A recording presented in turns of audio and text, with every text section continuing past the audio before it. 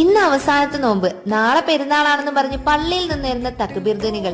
വാട്സപ്പിൽ തുരുതുരേനെ മെസ്സേജ് വരും, ഈദ് മുബാറക് എന്ന് പറഞ്ഞുകൊണ്ട്. ഇതൊക്കെ കാണുമ്പോഴും കേൾക്കുമ്പോഴും കിട്ടുന്നൊരു സന്തോഷം ഉണ്ടല്ലോ, അത് എത്രയാന്ന് പറഞ്ഞറിയിക്കാൻ പറ്റില്ല. അപ്പൊ ഓടിപ്പോയി ചെയ്യണ 3 കാര്യങ്ങളുണ്ട്. നാളത്തേക്കുള്ള പുത്തൻ ഡ്രസ്സ് റെഡിയാക്കുക, ഫിത്ർ സക്കാത്തിന്റെ അരി കൊണ്ടേ കൊടുക്കുക, പിന്നെ കൈ നിറച്ചങ്ങോട്ട് മൈലാഞ്ചിടുക.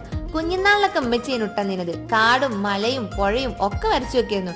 ഇപ്പൊ പിന്നെ വല്യമ്മ ഞാനായതുകൊണ്ട് എല്ലാവർക്കും ഞാനാണ് ഇവിടെ മൈലാഞ്ചി ഇട്ട് കൊടുക്കുന്നത്.